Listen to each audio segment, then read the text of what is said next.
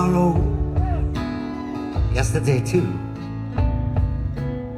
But the flowers are dying, like all things do. Follow me close, just as close as it can be. I lose my mind if you don't come with me. I fuss with my hair, I fire blood feuds, I contain multitudes.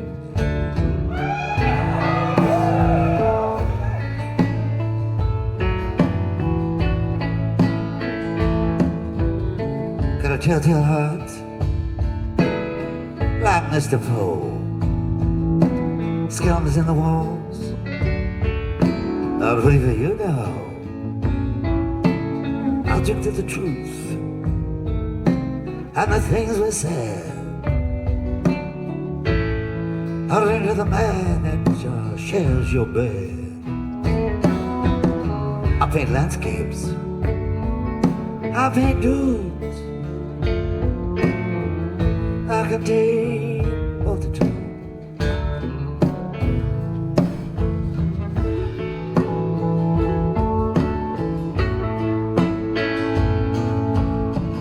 Cadillac, black mustache, rings on my fingers, sparkling flash. Tell me what's next, what shall we do? Half my soul, baby, belongs to you. What a relic and a relic, with all the young dudes, I contain multitude. I'm just like Anne Frank, like Indiana Jones, and the British bad boys, the Rolling Stones.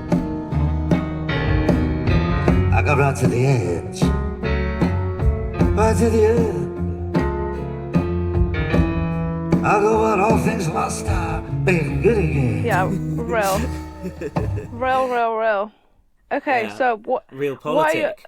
Welcome to Real Politik, everyone. Clara started introducing the episode for me. This is great. I can just outsource the work to my guests now. Admittedly, she only said the first word, but it's like there's only two, so that's half the job. Yeah. Welcome to the show, Clara. My guest this week is Clara Hill, who has previously been on the show, but is making her return, a much-anticipated return. Yeah, I'm back. I'm back, bitches. The bitch is back. Back and ready to do it all over again. Oh, God. What have I signed up for?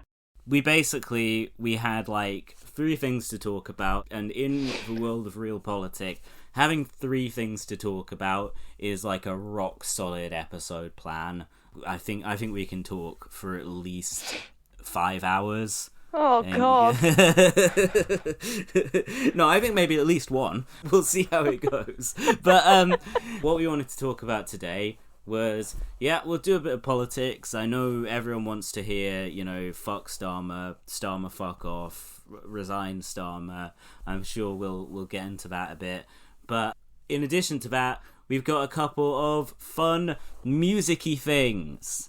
Yeah, because we have range. Yeah, a vast range, much like the vocal range of Bob Dylan, who we went to see. Yeah, we did. We were like in the fancy seats. My dad told me that his friend was at the gig, and he was like behind Bob, so he was, they have those seats up behind the stage. It's like, so he was just staring at the back of Dylan's head all night. Can I just say, it's actually crazy to be at your vocal peak at age 83. Like, you can say that. Like, that's actually, I know I can physically, the words can come out of my mouth, but like, no, but not just that. You should say it. You should be saying it. It's good that he's getting his flowers as the great vocalist he yeah, is. but like I'm gonna full disclosure. My Bob Dylan is only like early Bob Dylan, when Bob Dylan was hot, right? So like 60s Bob Dylan. But like he sounds abysmal in those albums. Like, he can't sing because everyone's like, oh, bloody hell, I like Bob Dylan. He's a really good... Because, like, the line on Bob Dylan, well, like, 60s Bob Dylan is that, like, he's a really good songwriter, but he's an absolute honking singer. I think we need to consider that was a truism. That was a myth that had resounded through the ages. And what, that he was a terrible singer? Yeah, it's never been true. He's always been able to sing in a variety of styles. That's why his voice has changed so much, because he decides, I'm going to put on this mask, and then he sounds completely different, and you have to be able to sing to do that. Yeah, I know, but he actually sounds bad for, like, his first few albums. Like, he can't sing. Well, on his first few, on the early 60s ones, he's, like, trying to sound like a black guy from the Deep South, so it's like... Are you saying he's doing cultural appropriation? I mean, yeah, like, that's on the blues tracks, and then there's the ones where he's trying to sound like a white guy from the Deep South. Or at least, like, I'm not sure whereabouts in America Woody Guthrie was from. Maybe he's from the Midwest, like Bob, actually, but he's definitely tried on a lot of makeup, a lot of masks. Look, I'm not saying he actually did blackface. No, I'm not saying he did blackface either, but, like... I'm saying it's crazy to, like, sing bad on purpose, and to not only sing bad on purpose, but to actually be at physical voice peak, age 83. I'm just saying. I think that's what they call a backhanded compliment. What you're saying is that he sounded really good at the gig. Yeah, he sounded really good. I was transfixed. All your 67s, now rolling home.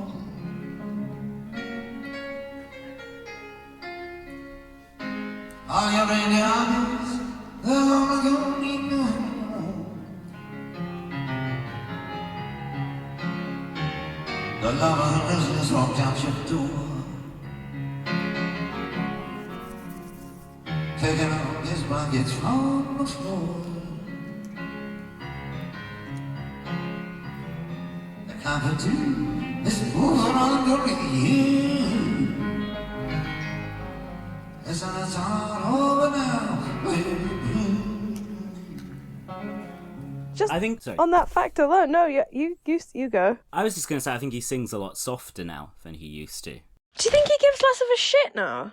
Yeah, I'm not sure how much of a shit he's ever given, but I think part of it is just, like, for, like... Hang on. Yeah, for about 50 years, from like the 60s to the early 2010s, he just pushed his voice so much. He was always just kind of, howling, pushing it right to the limits, and really like singing with his throat while, I think, chain smoking, probably like 50 cigarettes a day plus joints. And at some point in the last decade, he started...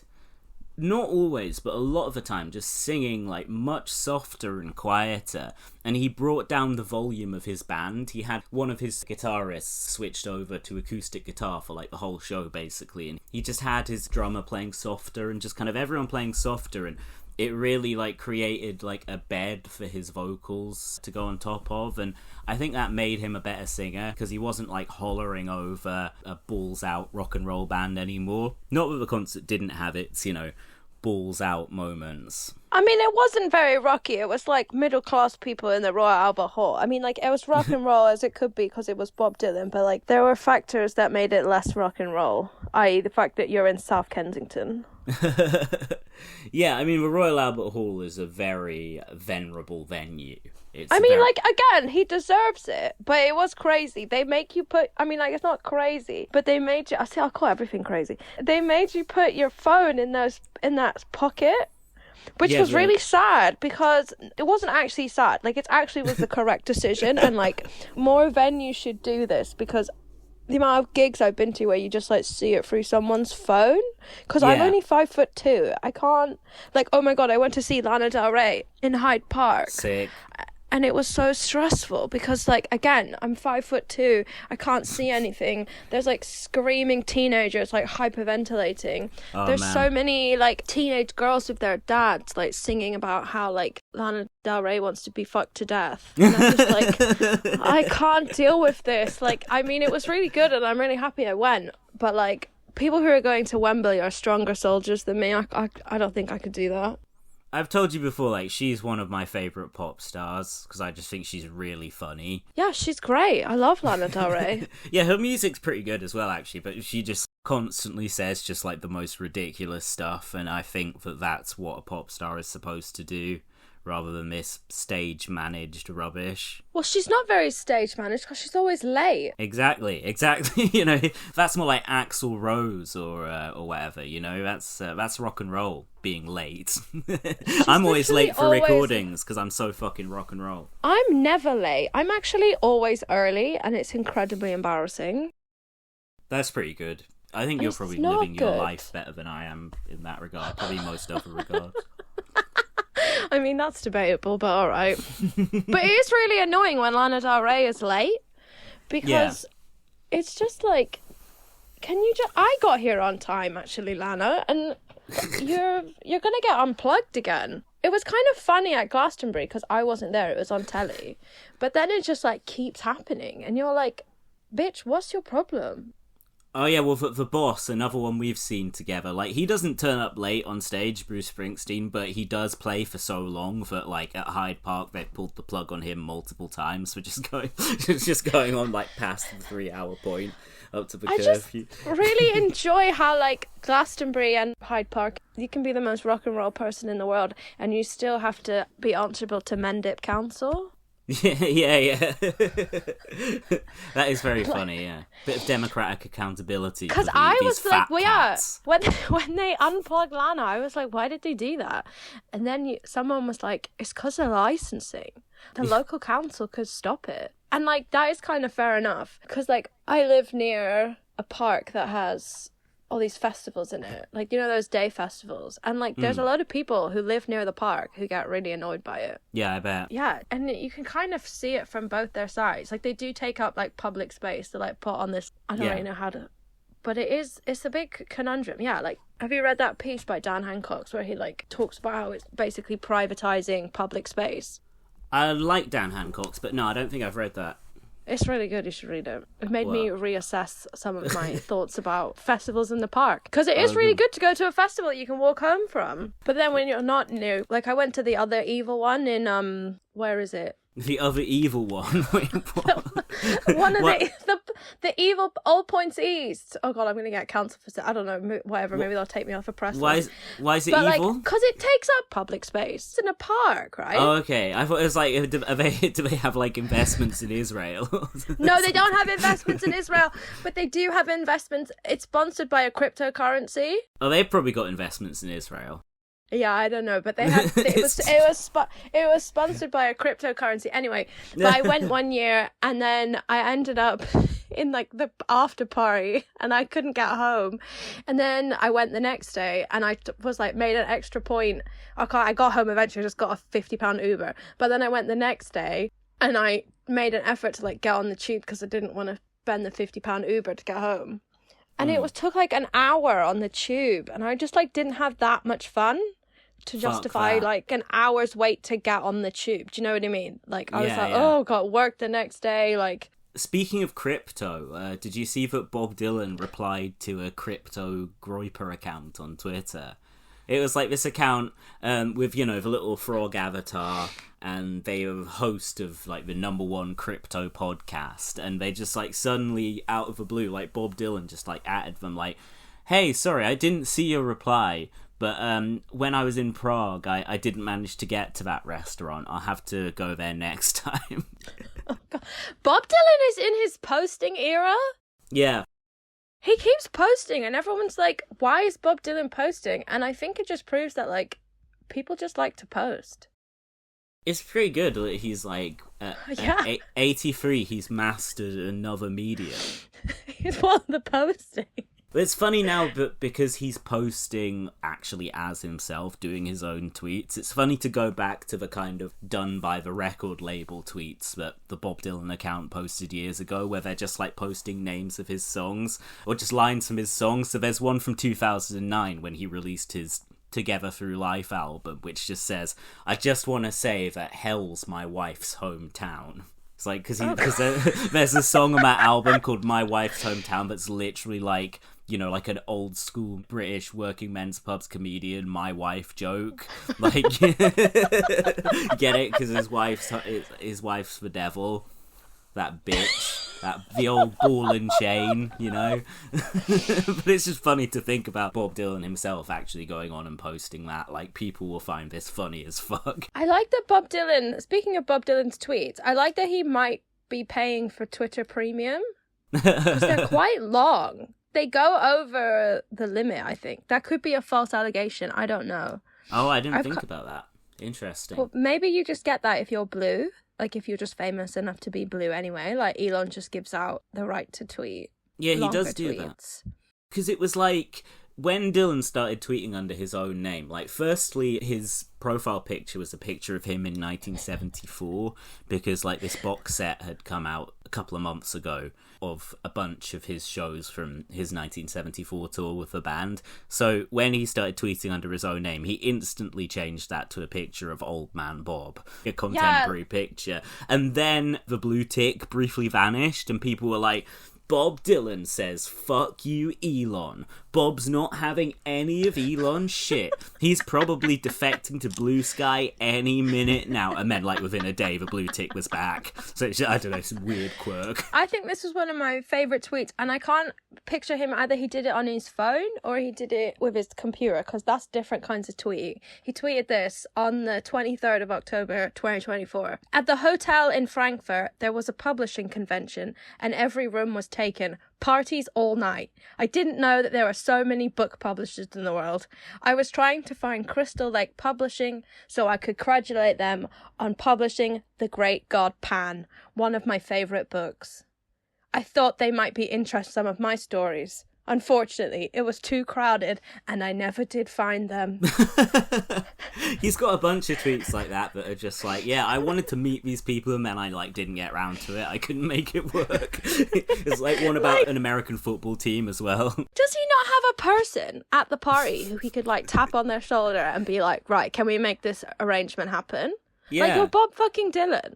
Was he just wandering about the hotel, like, himself? Like, just sort of by his, like, all on his own, like, just looking for, like, the publisher. Like, hey, you from Crystal Books Publishing? Whatever. Crystal Lake Publishing. Are you from Crystal Lake Publishing? No, sorry, I'm Bloomsbury. Oh, never mind then. He just walks off. Like, if Bob Dylan can't get a book published, is there any future for any of us? Well, I think he's he could get... Pulitzer Prize winner. I mean, I think he could get a book published. I think he just wanted to congratulate these people on publishing a book that he really liked. I don't know if he was trying to make a deal, you know, cut a deal with Crystal Lake Publishing for Chronicles Volume 2. I think, no, he is definitely contracted with whatever publisher published Chronicles Volume 1 for Volume 2 and 3, and a bunch of books that have not come out. Many such cases. Yeah, he did, at least, well, he did finally publish a book, The Philosophy of Modern Song, a couple of years ago. So he has ticked off another box on that publishing deal. Okay, that's very reassuring. So yeah, we saw the last date of his Rough and Rowdy Ways tour, which has been ongoing since November 2021. So this tour has gone on for 3 whole years, and he's sort of been like doing the same show for a lot of that time, but kind of little bits of it have just kept changing until the time we saw it. It's almost unrecognisable to the first show of the tour in Milwaukee in 2021 or to the Rough and Rowdy Ways album. Because, like, I told Clara, knowing that she's perhaps not as hardcore a Dylan fan as I am. I said anyone. I said, why don't you, like, listen to the Rough and Rowdy Ways album as, like, a bit of homework first? Because I can absolutely, like, 100% guarantee that he will play 9 of the 10 songs on that album at the show. And indeed he did. That was a safe bet. I think for the first leg of the tour at the end of 2021, he was doing, 8 of the 10 songs. And then when he started the 2022 tour, he unveiled the live debut of Crossing the Rubicon, Previously, he'd been doing a different blues song from the previous album to Rough and Rowdy Ways Tempest called Early Roman Kings. But then, yeah, he introduced Crossing the Rubicon, and by the time he played that song, he'd already written a new verse, which was like, "You fancy man, you're the talk of the town, sucking off the younger men." You foxy man, you're the talk of the town, sucking off the younger man. I trust you once, that was more than enough. I'll never trust another living soul again. Well, I'll cut your heart out with a good knife. Let I weep over you when you're gone.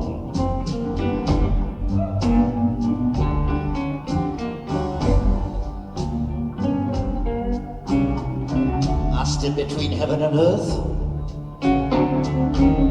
Lord, and I crossed the Rubicon.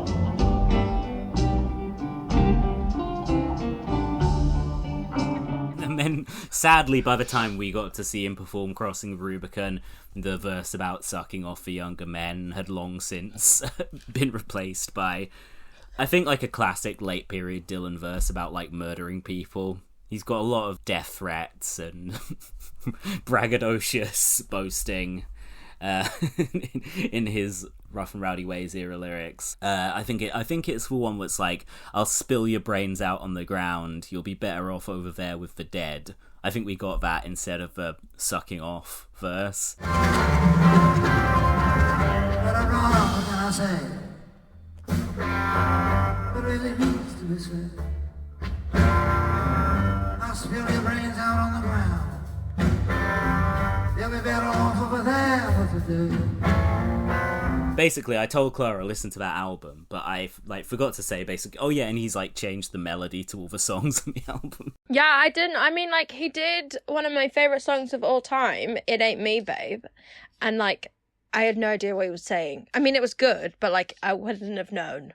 I mean, I would have known, but, like, it was almost like a completely different song. Those beautiful no. I remember like you cracking up laughing at the way he went, "It ain't me you're looking for, babe." He like went really low on the babe. Someone open each other door. It ain't me, babe. No, it ain't me, babe. It ain't me that you're looking for, babe. It ain't me you're looking for. But it was so funny because I told my mum I was going to go see Bob Dylan, and she was like, "Oh, yeah, like, that's so good." And she was like, "Oh, but he doesn't do the hits." And I was like, well, that would make sense, Mother, because he's touring an album. But I think people, like, expect... A, she's not even a Bob Dylan fan, but also, like, people expect elder icons to go on tour and just, like, do, like, their greatest hits album. But, like, he's still touring an album. Do you know what I mean? I mean, obviously you know what I mean, but, like, it's just weird. Like, Yeah, why would like... you think that he's not going to be able to do that? It's like, shouldn't that longevity kind of give you license to do less of, you know, a pandering show? I just think that, like, people kind of want that from him. Like, people, like, obviously I would have loved that if he had just done the hits. But, like, he's got, like, literally has about 60 albums. Yeah. Doesn't he? He's... Yeah, like, yeah, about 40, I think. Yeah, loads. I mean, you're close, too many yeah. albums. That's, yeah, I mean, enough there's a now. couple of them we could probably do without. Yeah, it's like, that's too much. Too much. But, like, much too much. But, like, whatever. Just because you're 83 doesn't mean you can't, like, sing your newest stuff. Yeah. If anything, that makes it more likely that you should be able to do what you want. Because, like, if Bob Dylan can't even do what he wants, then none of us can do what we want. Exactly, yeah, I think that's the point I was trying to make a second ago. Like, but he did do some of the hits. I mean, like you say, he did It Ain't Me, Babe. He opened with All Along the Watchtower. That was pretty sick how, like, the band started it without him and then he just walked out and, like, the crowd went fucking nuts. Like, he just kind of shuffled on stage from behind the drums and it was like... Yeah, he did look a bit like... It was a bit like, oh, dear God, that's a very old man on that stage. Can somebody please make sure that he's okay? He stood up loads during the concert. Yeah, he was stood on up his feet loads. all the time. Like, he wouldn't stay up for the entirety of any one song, but he would, you know, he'd stand up, like, hold the mic, sing the first verse or two, go back to the piano. He did that frequently. He even, at previous shows on the tour, he'd been, like, coming on and sitting down with his back to the audience and playing guitar at the start of All Along the Watchtower. Just doing a really, like, rambling guitar solo. But this time, he just completely skipped that. He went straight to the piano and started singing. But then on It Ain't Me, Babe, he did, like, play the guitar for, like, 4 bars. He, like, just noodled a little bit on the guitar, was like, fuck this, and just put it back down, went back to the piano. Yeah, he's my ADHD king. He literally just is just, like, walks around, I don't care. Like, he just does whatever he wants, when he wants. What I'm gutted is, I was just, before we came on the mic, I was just listening to the second show of this European tour the third show from his third night in Prague. And at that show, he unveiled this little keyboard, this little red electric keyboard, the Nord 6 electric keyboard, I believe is the make. And he'd kind of just play these little ethereal ding, ding, ding, ding. Like, he did a really cool little solo with it on It Ain't Me, Babe. And, like, sadly, he seemed to retire the Nord 6 electric keyboard by the time we saw him. That would have been a nice little touch. Yeah, because he's got over it. He's finished with that. He's like, whatever, blah. Yeah, again, like, fuck that. All I need is this piano. He's like, yeah, back to basics. Did I tell you his drummer's old as fuck as well? His drummer's like 1 year younger than he is, so 82. Oh, dear Lord. Are you looking forward to the Timothy Chalamet biopic? A thing unknown. What's it called? A man unknown? A complete unknown. A complete unknown. Do you know what? That really annoyed me that they called it that, because that's supposed to be about Edie Sedgwick, that lyric. She's the complete unknown. So if he wrote that, okay, it's not actually verified, but basically, when I did my A-level history, we were learning about, like, how to assess sources.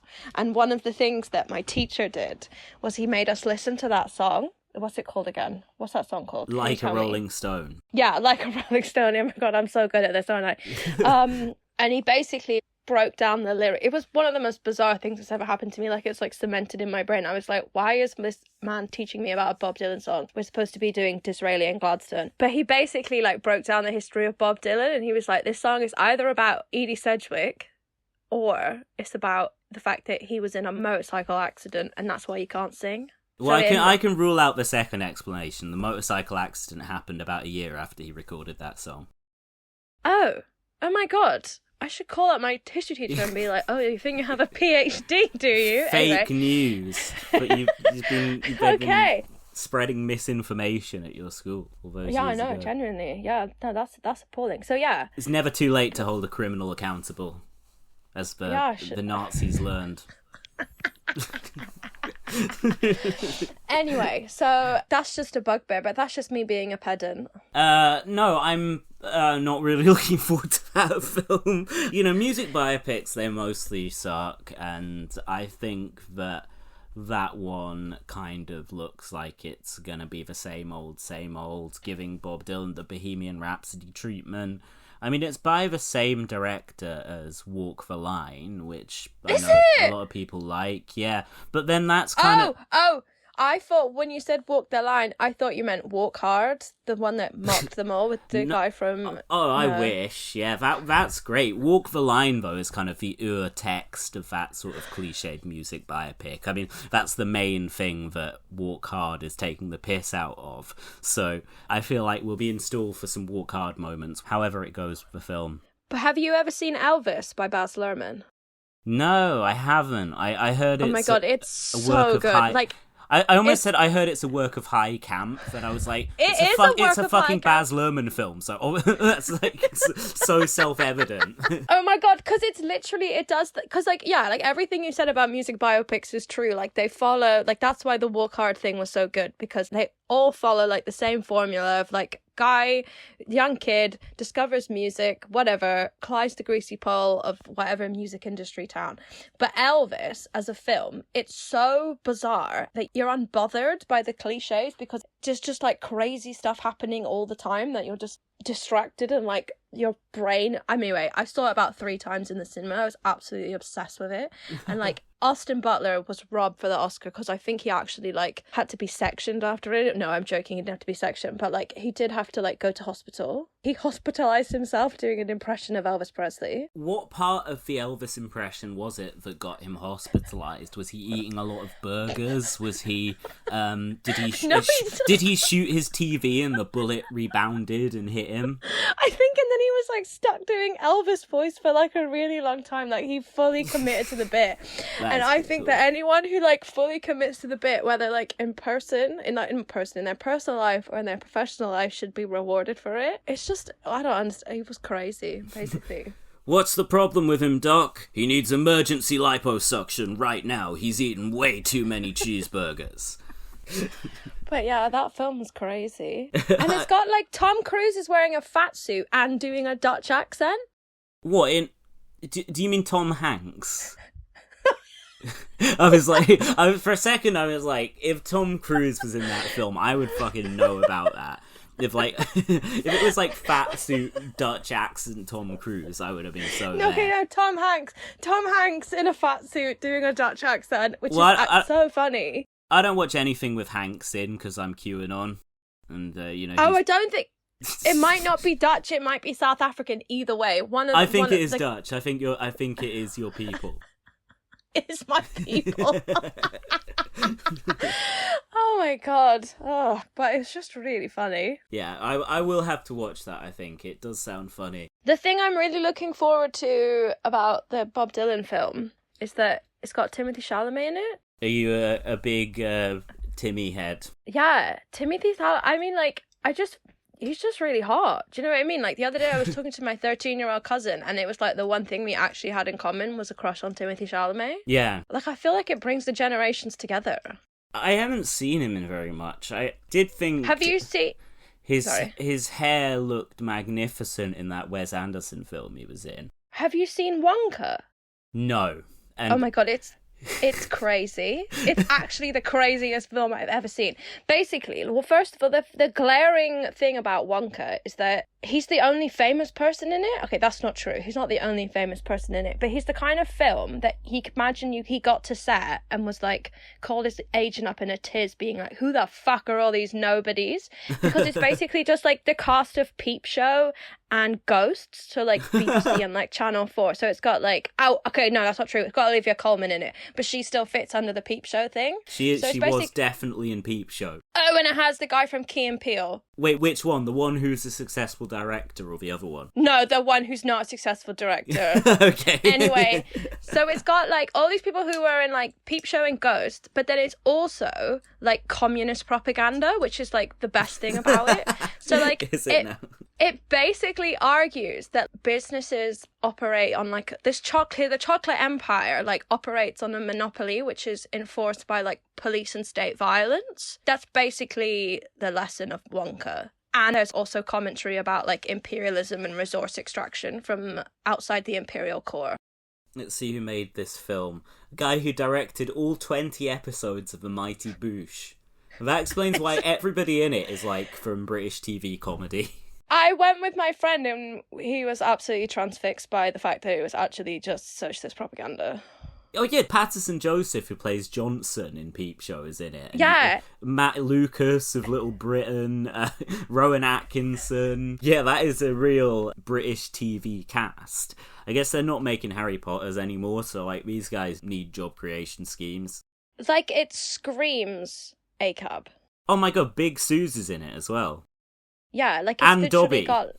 Yeah, like, you can just imagine, like, Timothée Chalamet, like, rolling up to set being like, who the fuck are all these people? Like, where are the big names? I mean, I suppose he got to be the biggest name, so maybe that pleased him. Yeah, that's kind of what you want, isn't it? Sometimes it's good to be a big fish in a small pond. So that was very funny, and if you enjoy leftist politics, I recommend Wonka. I'm not into leftist politics myself. Are you becoming a member of Reform then? No, just for Lib Dems. Oh, okay. Alright, same. I can sort out the water fluoridation issue while maintaining my liberal principles. Okay. The Tim Farron wing of the party. Oh, I see. Real. We both support the farmers, so yeah, I do, you know, I'm open to working with reform.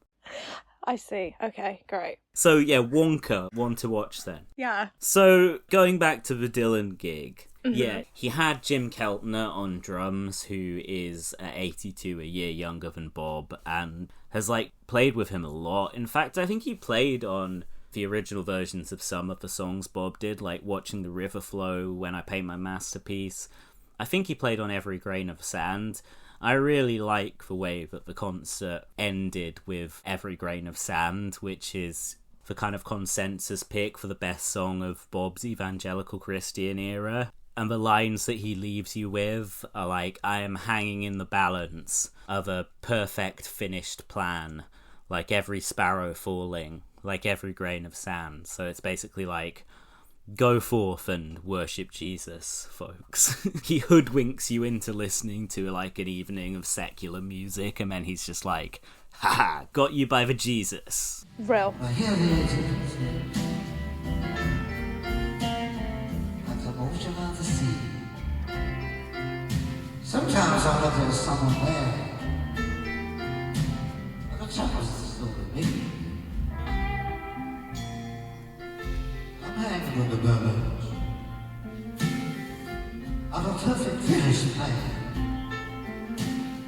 Just like every smell of fall, just like every green of sand. Do you feel you left the gig with a greater faith in Jesus Christ, our Lord and Saviour? I mean, he did some good songs. So yeah. Yeah, I mean, did you leave with a greater faith in Bob Dylan? That's the question. Yeah. He did It's All Over Now, Baby Blue, so that was pretty good. I agree that It's All Over Now, Baby Blue was a highlight of the show. You know, as you alluded to earlier, his vocals on that were just beautiful. It was like a very stripped down reading of the song. He was mostly playing piano, but his band were playing very softly along with him. And it kind of had no rhythm. He did that on a few different songs, and it's something that he's been doing for, you know, a few years now, is that he'll kind of strip a song back, so it's this kind of ghostly drifting thing where he's playing piano, but he's not playing to a beat, so it's just like the instruments follow his vocal, and if he starts singing the next line, even if you haven't finished that chord, just go on to the next chord real quick. Like, it must be difficult to play along with, but his band have had some practice with it now. But he did that for a few songs in the set. I thought My Own Version of You, which is the song where he sings about Marx and Freud being in hell, being in the burning hell, where the best known enemies of mankind dwell, that sounded awesome, like stripped down to the bare essentials. Stand over there, Santa Street. Children, women, and children are sold into slavery long before the First Crusade. Way back for him, that old man won't even be. Step right in to the burning hell. Some of the best known enemies of mankind were Mr. Freud with his dreams, Mr. Marx with his axe. See the rawhide lads with the skin on the backs. You got the right spirit. You can feel it, you can hear it. You got what they call the immortal spirit. You can feel it in the night, feel it in the morning. Lives in your body the day you were born. Once like a lightning, that's all I need. And a blast of electricity, running at top speed. Show me your ribs, I was sleeping the night. I'm gonna jumpstart my release of the life. I'll bring summer to life. Turn back the years, do it with laughter. Do it with tears.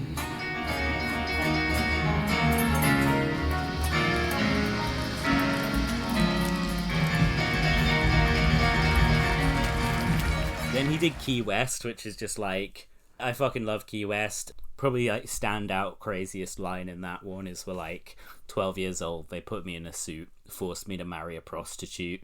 But again, that was stripped down to this like ghostly drifting piano based arrangement.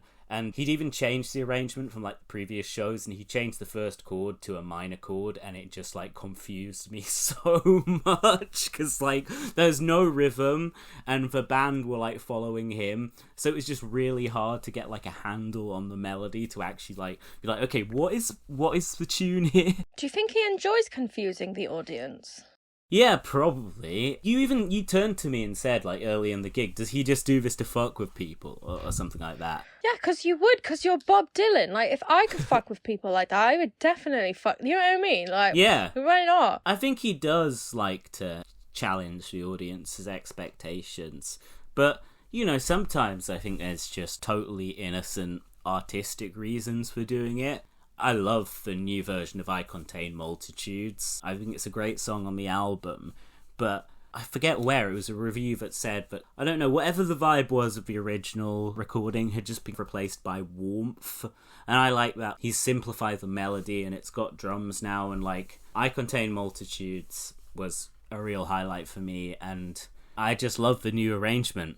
I guess it's, like, a question that's, like, philosophical with regards to the process of making music, because it's like, why is a song finished when, you know, the album is finished, when you've recorded it for that album? Why is that the point at which, like, it's set in stone, if that makes sense?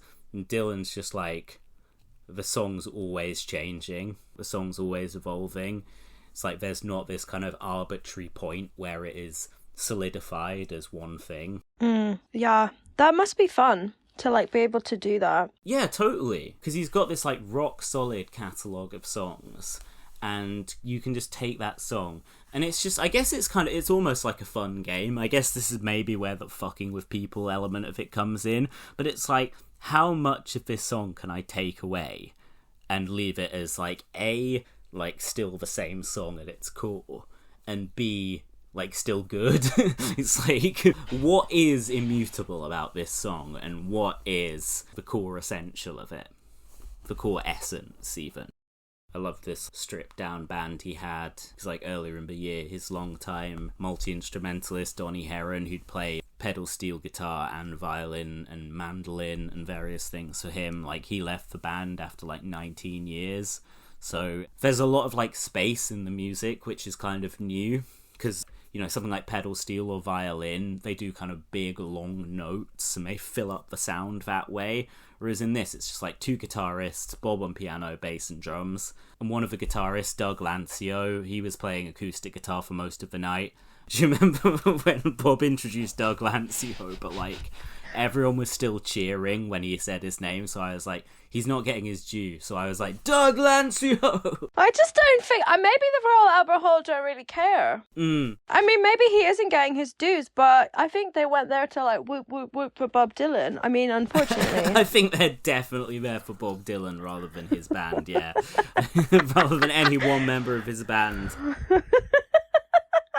But you probably made Doug Lancio's life. Yeah, I hope he heard that. I didn't detect it on the recording, but I can't remember after which song I did it, so I haven't actually listened to the show. It's like, I listened to so many bootlegs of Dylan. It's because they put your phone. It's because they put their phones in the sock. No, people still record them. Is it? I was so annoyed. What? Those socks are called a yonder pouch, just for anyone wondering. Oh, we're not trying to sell them, but, like, they're trying to put them in the sock. And the reason why I was sad they took my phone, which was ultimately, as I said, the correct decision, was that there's this mural in the Royal Albert Hall, and it's full of people who have performed at the Royal Albert Hall, but the most contemporary act on the wall is One Direction. Yeah, no, it was One Direction, yeah. So it can't have been there from, like, at least 2012 was probably, like, the last time they updated it. One Direction haven't been active for, like, a decade, have they? Well, Zayn left in 2015. Real ones remember exactly where they were when they found out that Zayn left One Direction. I can tell you where I was. Where were I was you? in Deptford Town Hall at Goldsmiths University. Oh, or wow. Goldsmiths University of London. I don't remember where I was on, like, 9/11. Oh, I remember where I was on 9/11. I was 6, but, like... I was 5. So, Where were that. you? Where were you on 9/11? I was at school, and then I got taken home, and then everyone kept watching it on the news, and I was really bored, and I was like, can we watch, like, Cartoon Network or something? Yawn. Get over it, America. Christ. I just Little didn't did you know that understand. they'd bang on about it for years. Yeah, I had no idea. I was like, I don't get it. Because, like, obviously I didn't get it because I was 5. Yeah. But I do find that's the real Gen Z millennial divide is, do you remember where you were on 9/11? And if you have no recollection of it, you're definitely Gen Z. I guess I'm Gen Z then. Nice. I always knew with my You're not Gen Z. my poptimistic music taste. How can I be a millennial and you be a Gen Z? This doesn't make any sense. It's like how Bob Dylan's a boomer, even though he's just technically outside of that generation. He's not a boomer. We had this discussion as well. I still think he's like emblematic of the boomer generation. Yeah, because you have to have, like, people that you admire. Obviously, they're older than you. Yeah. But he's still not a boomer. Mm-mm. Well, oh yeah, I was going to say, do you know Bob Dylan released an album on 9/11? What, like Deadass 2001 9/11? Yeah, September the 11th, 2001. He has released other albums on 9/11 in other years, but yeah, that's the most important one, obviously. Yeah, Love and Theft. Oh, wow. That must have been really, like, how did it sell? Well? I think he did alright. I think the album did sell quite well and got great reviews and stuff. He seemed to ride out the 9/11 thing. Jay-Z's The Blueprint came out on that day as well. It was quite a good day for music, in all honesty. I think, like, Yeah, sounds. I think on balance, probably just like a good day. Sort of, yeah. Do you know who recently got compared to Bob Dylan? Who? Do you know who did the comparison? Who did the comparison? Elvis Costello. Elvis Costello compared Taylor Swift to Bob Dylan, and I saw it, and I thought of you, and I was going to send it to you, but then I thought I would just wait until this and then read it out to you. Okay. And see if you agree. I'd shock you to your core. This is what he said. I found this out via the Twitter account known as Taylor Swift Updates. Okay. He said this about her. I get all my news I'm not there. trying... Yeah, good. I'm not just trying to say this to be down with the kids, but it is also what makes Taylor Swift speak to people. She understands the necessity of taking personal experience, but expressing it in a way that's relatable. There's lots of other examples of that. She's just the most successful one that you could cite, but that's why she's able to sustain communication with her audience in quite that way. How do you feel about Elvis Costello comparing Bob Dylan to Taylor Swift, or vice versa? I mean, it seems like a reasonable enough quote to me. I don't have the depth of knowledge of Taylor's music to necessarily say whether I agree with his assessment of it or not, but it sounds like a typically thoughtful and erudite comment by Elvis Costello, and he knows what he's talking about. He's obviously one of the great songwriters himself, and Bob Dylan is a huge fan of Elvis Costello. I thought you were going to say Bob Dylan was a huge fan of Taylor Swift. There is a quote, okay, when in an interview a few years ago, and this was an interview published on bobdylan.com, so Bob had complete editorial control of this interview and decided to leave this bit in there.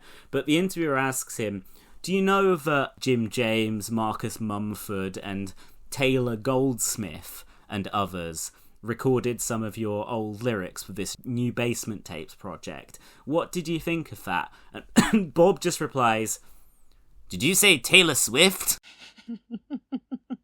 And that's it. Like, that's his entire comment on the new Basement Tapes album. But it's not audio, so we couldn't find tone. Yeah, we couldn't work out. You couldn't hear the lasciviousness in his voice. See, to unacquainted listeners, I'm like a Taylor Swift ultra. Not like in an annoying way, but just like I love her a lot, her work a lot. She probably would annoy me if I met her in real life. But like, it kind of annoys me that like there is something annoying about having Elvis Costello praising Taylor Swift. Like, I don't need Elvis Costello to praise Taylor Swift as much as I appreciate it. Like, obviously, I don't need this old man to come along and verify my music taste. Do you see what I'm saying? Yeah. Yeah. But I remember again, like, it was one of those 9/11 moments. No. I mean, like, as in, I remember where I was when I read in The Independent Damon Albarn accusing Taylor Swift of not writing her own songs. Oh, yeah. That was funny when Liam Gallagher, like, clapped back at him. Fully crazy, because, like, he was like, oh, yeah, Taylor Swift doesn't write her own songs, which is, like, again, Taylor Swift is not above scrutiny or criticism or whatever. But the thing is, there's just all these old men. So, like, when Dave Grohl girl like accused her of like not performing live. There's so many things you could say about Taylor Swift being Fuck annoying. off, Dave. Go and cheat on your fucking wife. Go and do your Keir Starmer bullshit. Growl. So it basically like makes you into like this like annoying person where you're like, what are you talking about? Like, anyway, it was just really funny. So he had all these he might have done it for like clickbait to like become relevant again, just to have like an array of angry teenagers at you on the internet. I think sometimes people just piss off the Swifties just to get some attention, like you're bored. Well, what was really funny was that because Noel Gallagher had defended Damon Albarn over that, this was pre-Oasis reunion, so Liam Gallagher then allied himself with Taylor Swift. Liam actually made a really good point. If you look at the songwriting credits on a Taylor Swift album, she does have credits on basically all the songs, but and it's like she co-writes a lot of them. Collaboration. But Liam's point, Liam said, aren't all them fucking Gorilla albums co-writes? And that's absolutely true. Like, Damon Albarn frequently co-writes songs with other people. But I don't even think there's anything wrong, like, artistically, to co-write. No, of course not. It's called, like, collaboration, teamwork, creative juices, whatever. I've never done it before. But, like, it doesn't, like, seem like some vacuous exercise. But it's still so funny. Just like, why would you do that? Anyway, so then she like piped up and was like, this is really hurtful. I mean, I don't know whether she was actually like offended, but like, you would be like, what the fuck, man? Yeah. Shut up, stupid posh boy. Go back to your cheese farm. Yeah, he's or is that the other one? Southern softy. Go back to your what? Cheese farm. Is he the one with the cheese farm? That's his bass player, Alex James. That's the one who's mates with David Cameron and Jeremy Clarkson. Oh, I see. One of them ran to be a Labour MP, didn't they, in 2024? Yeah, that's Dave Rowntree, and he lost as well. Imagine not becoming a Labour MP in 2024. I mean, he can, whatever. Yeah, fucking loser. Good riddance. Yeah, go back to doing your stupid faux Cockney. At least Taylor Swift doesn't like do faux Cockney accents. Be funny if she did. If she, like Drake does. Drake's like, with the man dem in the ends. Like, you are Canadian. Yeah, alright, Kendrick Lamar. Yeah, shots fired at Drake. I don't know how he'll recover from this one. If Kendrick didn't finish him off. He might sue you. If this episode does really well, he might sue you for manipulating streams. I can't actually get over him doing that because, like, I read that news story and then immediately listened to Not Like Us about 30 times in a row, so I don't think that actually happened. It's you who's doing it, who's juicing the numbers on that song. I knew as a Drake loyalist, I knew something was up with that shit. Yeah, no. Usually I let my ironic jokes pass without correction, but I just want to say in the current climate, I'm not a Drake loyalist. That was a joke. Yeah, I feel like if you were a Drake loyalist, I wouldn't be here. Yeah. I like some of his stuff a bit. I like when he's really whiny and self-pitying. I'm just like me for real.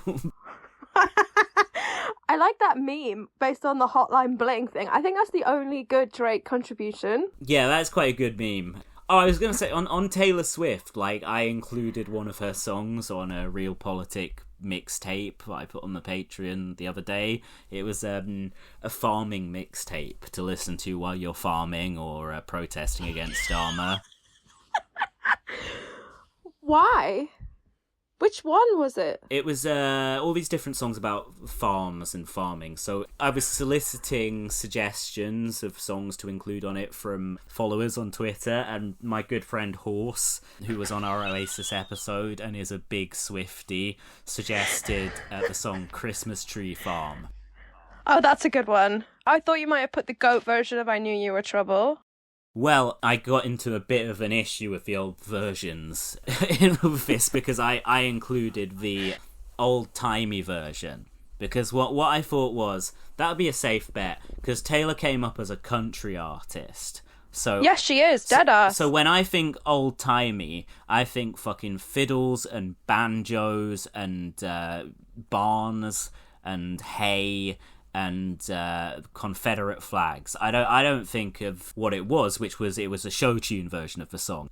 I don't enjoy show tunes personally. I like country music, but I don't enjoy it. Country music, we can do another episode on this, but country music is show tunes, but whatever. Oh, interesting. interesting assertion. Yeah, no, that's for another day. But one thing I found really interesting when we went to see Big Bob, the boss, Bob Dylan, not Bob Dylan, Bruce Springsteen. Yeah. Too many glamorous old men I've been seeing lately. Was that Bruce Springsteen is just Taylor Swift for men. And I don't mean that like just Taylor Swift for men. And like people get really like I said this to you and you got really annoyed when I said this. I didn't get annoyed. So what? You did get annoyed. You were like, "Shut up, bitch." I did not say "shut up, bitch." I absolutely did not say that. Okay, no, you didn't say it, but I think it was one of those things that it annoyed you. I think it did annoy you when I said it, but like I stand by it. And I think my theory is, and I've been airing this out in pubs all across London to like anyone who'll listen, which is quite a few people. You're not allowed to rehearse for podcast appearances, for fuck's sake. That's cheating. I'm not rehearsing. It's not rehearsing for podcast appearances. It's just like airing out a theory. Do you never like have a theory and then air it out? No, I do that all the time. Yeah, no, totally. Yeah, you have a theory and you air it out anyway. Basically, they both write like quite semi-earnest songs about like being a misfit, because like a lot of Bruce's older stuff is about him like how his dad doesn't love him and how he's like 15 living in New Jersey and how he wants to get out of it. That's okay, true. Granted, like Taylor Swift doesn't write so much about deindustrialization, but I do find that like also I've been to the Eras tour twice because again I'm an ultra, but like people are like fully having like a high emotional, it's the same high level of emotion. Like when I posted that I'd gone to Bruce, I had I had about 3 people, all men, spot into my DMs be like, "Oh my god, I love Bruce Springsteen." I started crying. Like, do you know what I mean? Like I think it's just like soft earnest pop that allows men to like really get into their feelings, which like in this age of like men's mental health, we don't actually have like organic ways of that to happen. Bruce was singing about men's mental health before that was even an expression. Yeah, exactly. And like it's a 3-hour show. He's the hottest 74-year-old man in the world. Like this is not a critique. I'm not like he's Taylor Swift for men. Also, the old guy next to me at Born to Run, it was honestly one of the highlights of my life, because the whole time he was sat there so stoic. He literally looked miserable the whole time. And then Born to Run came on, and oh my god, it was like, he was like, we were twirling and swirling, like he was literally having the best time of his life. It was so cute. I was like, I was gonna say, oh, that wasn't an old man, that was me, but no, I was like that for the entirety of the show. Yeah, the guy next to, I was like, you know, vibing a little bit. You were rocking out. He looked absolutely miserable until Born to Run came on, and he was living his best life like a Swiftie. I think where you're right is that like. And I'm not saying you're wrong in other areas. I think this is like the kind of assertion that you can't disprove, you know?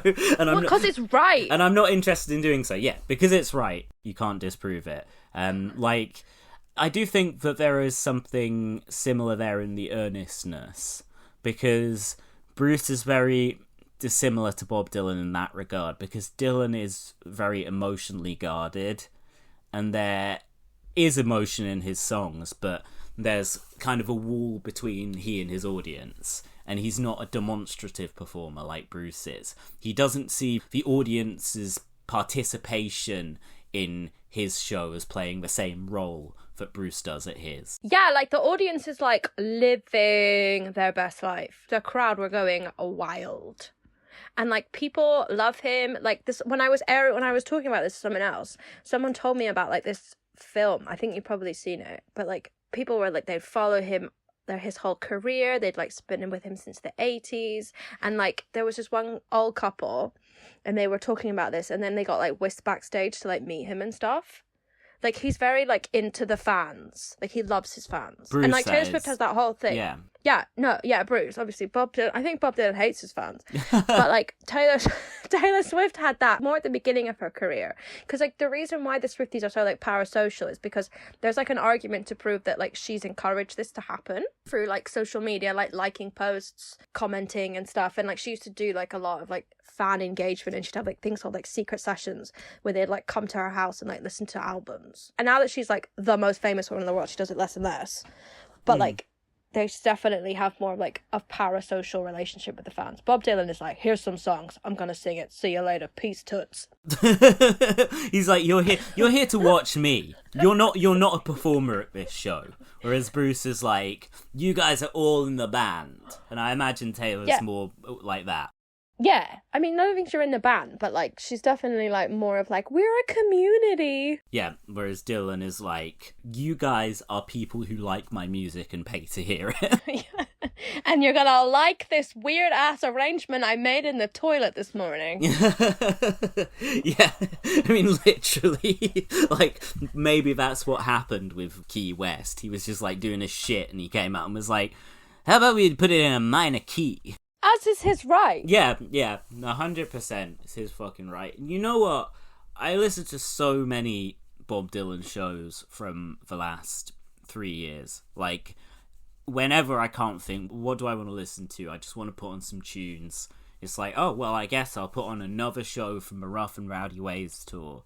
And it is this amazing test that he has put his new, or rather now 4-year-old material through. Which is just like, well, if you want to follow my career, you better get used to these songs, because you're going to be hearing them over and over again. It's like, Mother of Muses was never, like, my favourite on the album. But it's like, well, gotta get used to it now if I want to listen to all these Dylan shows. And it's like, the more I listen to these shows, the 9 core, quote-unquote, new songs, they don't become more boring to me. They kind of open up, and he must really believe in this stuff to keep doing them, because the lyrics haven't really changed to most of them. With a couple of like little exceptions here and there, they seem to be kind of like rock solid lyrics in his view, like cast iron songs in the words of one of his album covers from 1974. But the music keeps changing. I don't know. I guess this is more from like a hardcore fan perspective, that most people aren't going to be listening to these 9 songs over and over again in a million different shows. But it's like, if you just see one show, then it works as a presentation of this material. It's like a kind of scripted performance, but then you can approach it a different way as well and listen to it over and over again, and it's still interesting. Yeah. I mean, I think most people do only listen to one show. Yeah, no, 100%, but I think the way he presents this show is a compelling performance, whether or not you know the songs, or you're familiar with the album, or you know that the songs don't sound like they did 4 years ago. The Rough and Rowdy Ways tour is as much of a quote-unquote show as he's ever done. If it wasn't so kind of loose and sloppy, and like he decides to do a piano solo at a random point in his band, like, oh shit, gotta keep up. If it wasn't like that, it would be like almost his kind of Vegas era, because he's doing this thing where since like the first couple of shows on the European tour, the set list has been the same every night. For most of the last 3 years, the set list was the same. But instead of just doing like a by the numbers fucking Dylan in Vegas show, he uses that as just like, okay, well, we know what we're playing. How do we play it tonight? That's a really interesting approach, but I think it means that basically the show can work as your one experience, or you can have multiple experiences of it. Yeah, I think if Taylor Swift did that on the Eras tour, I think the Swifties would kill her. She has like a rarities section in the set, doesn't she? Where she she has surprise songs. Yeah. So the first time I went, which was in June, I booked those tickets like a year before I was going to go. I like rounded up my sister and her 2 friends, and we went and we had a marvelous time. But during the surprise section songs, she did, it was actually a bit of a what the fuck you doing, love, where she brought on the Friday before, this pop singer called Gracie Abrams had dropped an album, and the album featured like a rare Taylor Swift collab, and the song was called Us. Yeah. And so she was like, I haven't sung, and like my friend was I was in the nosebleeds, and my friend was in the crowd, and she was like, oh no, she like tweeted, she was like, oh no, my friend Sophie, she tweeted like, oh no, Gracie Abrams has left the VIP tent, Gracie Abrams has left the VIP tent, warning, and then she came out and did this bloody song, no, because Taylor Swift like started singing the song, and everyone in the whole, like, this Wembley Arena went like silent, stadium, whatever, because it was just not what you go to a Taylor Swift show for. You don't go to hear her listen to her new song that she done with the Nepo Baby of the Week. Anyway, so the Nepo Baby, Gracie Abrams pops out, and it's just, the thing goes even more silent. I was even like, get off the stage! I was in the thing. Anyway, and then so she does one at the guitar and then one at the piano. Anyway, so she did another one at the piano. Just she like did like Bob. Out of the Woods. She did Out of the Woods smashed up with 2 other songs. She did Is It Over Now, which is probably like the most life-changing Taylor Swift song in the world. But then I went again in August, and that was a bit more on the whim because my friend Sophie, the one who was in the crowd, her friend had dropped out. So I was like, I'll step up to the plate. And so at the surprise song, she did London Boy, which was so iconic.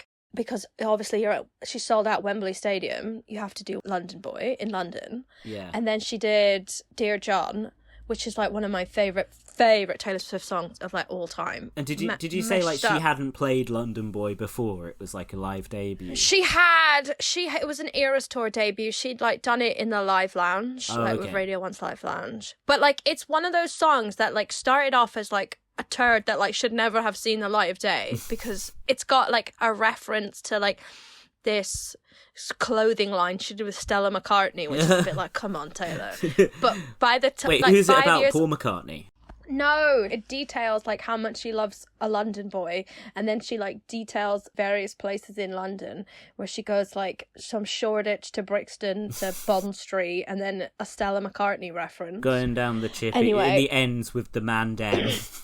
But she clearly is going out with it's about Joe Alwyn, and he's clearly really posh because she goes like, I'm with your friends from uni, we're watching rugby, and it's like nice. Okay, Taylor. In Highgate. She goes to Highgate. I think that's pretty cool. She's, got a little designated slot in her set for like fan service. The good kind of fan service. Like, my ideal is when an artist just like mixes it up every night. I don't really expect Bob Dylan to do that at 83 because he's got to remember his lyrics. Yeah, exactly. Like otherwise it's like elder abuse. Yeah, exactly. It's like he's good at playing these songs. Let him. And he did do a tour over the summer when he was supporting Willie Nelson, where he did change the set list a little bit more. He did a completely different... Oh, she changed the set list. Basically, like, she started off the tour doing, like, one set list, and then she released a new album midway through the tour. And so she, like, yanked out from each of the eras, like, a couple songs. Oh, okay. And so she made a new era in the middle. And then there was one bit where she'd added this one song called Long Live, which is, like, an homage to, like, her fans. And she weeked that one out, which was like, why did you do that? And then when she added the Tortured Poets department, she added this song called But Daddy I Love Him. And basically, But Daddy I Love Him is all about how when she started going out with Matty Healy from the 1975, everyone was like, what are you doing? He's an idiot. And she was like, don't you... The song basically argues like, don't you bloody tell me what you think. You can't tell me what to do. I'm an adult, and you're just like some irrelevant people who listen to my music. Yeah. Which, by the way, real. Like, I agree. She's like, I actually like the Adam Friedland show. Yeah. No, I mean, like, whatever. She can do what she wants, basically. Like, I don't care. Like, she's not actually my friend. Yeah. I do know that. But, basically, I think she absolutely hates her fans. As she should, by the way. That makes me feel like you're not, when you say that about Bob Dylan, you're not saying it from a place of judgment. Because, like, well, I'll be real, some of his fans are really annoying. Like, probably me. Like, I'm probably one of them. He'd be like, calm down, kid. Yeah. Don't take it so seriously. Yeah, I guess Bruce is more like Taylor in the kind of show he plays. But for a start, they both do these really long shows. And they're both stadium-sized shows. But he always used to, the set list could wildly vary every night. But it's kind of solidified on this tour he's been doing since 2023, since the E Street Band got back on the road after COVID. It's like the early portion of the show can change quite wildly, and then it kind of gets fixed into place towards the end, where it's got more of a structure. But yeah, that's the boss. Yeah, like, as he should. I feel like people should be allowed to change their show, but because there's such a culture around, like, observing and documenting the Eras Tour. Like, the Eras Tour is about to end, and probably by the time this episode comes out, or maybe it will end. It will have ended, right? How long has it been going on for? Since March 2023. But there's like a whole TikTok ecosystem where like people's livelihoods depend on recapping what happened at the Eras tour. Like, it's actually really funny because TikTokers are always like telling you what you should bring to the Eras tour to survive the Eras tour. Like, what you need to, like your survival to kit, survive. Right? It's like, it's not like you're going into like a war zone. It's like a mainstream pop concert. No, you are going into a war zone. Like, and then when I went to Bob Dylan, I just got on the train. It was the same length. I was like, obviously I didn't actually take it seriously, but like, there doesn't need to be a whole TikToker economy of like, this is what you need to do, prepare for the Eras tour. Like, bloody Americans, they just love to, I don't know, I feel like TikTok is a crazy place and it's bizarre that we've normalized it. It is. It's pretty cool that they all like Bin Laden and Al Qaeda on there though. That's pretty based. Well, that just is depends what your TikTok algorithm is. But anyway, the day I start crying on the internet is the day I should be put out of my misery. I mean, there is a community of online Dylan fans who recap his shows and stuff, but like, they're not making any money of it. They're just doing it out of a love of the game. Yeah, but they probably are making money out of it. I don't know, really. Like, I'm trying to think of all the people who are, like, the most obsessive online Dylan fans. I guess there's some who, like, Joker Men podcast have got a Patreon and stuff. There's a few people with Patreons, but for the most part, in terms of, like, the guys who... There's this guy on the... I told you how there's this Bob Dylan forum called Expecting Rain, named after the line in Desolation Row that's like, everybody's either making love or else expecting rain. So, like, the joke of the title is, like, basically, if you're going on this forum, you're not getting any pussy.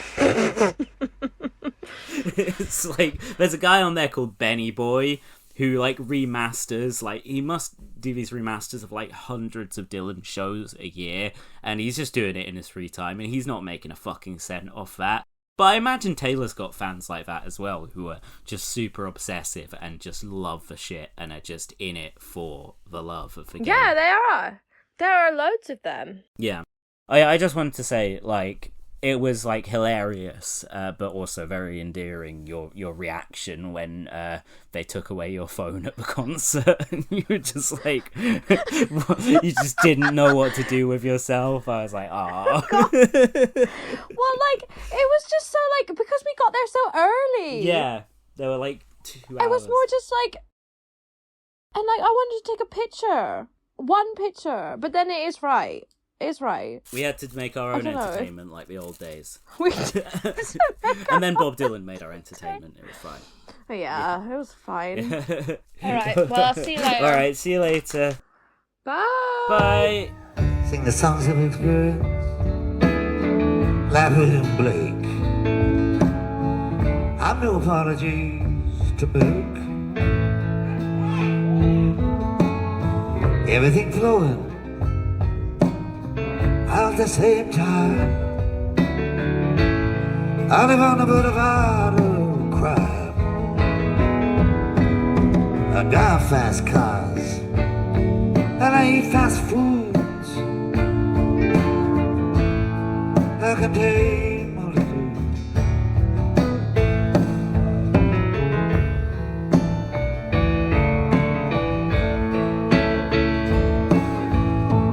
Pink fit of bushes, red blue jeans, all the pretty maids, and now the old queens, all the old queens from my past lives. I carry 4 pistols into a large lives. I'm a man of contradiction, man of many moods. I contain multitude. You greedy old wolf, I'll show you my heart, but not all of it, only the hateful part. I'll sell you down the river, put a price on your head. What more can I tell you? I sleep with life and death in the same bed. Get lost, madam. Get up off my knee. Keep your mouth away from me. I keep the path open, the path of my mind. I see to it there's no love left behind. I play Beethoven sonatas, Chopin's preludes. I contain multitudes.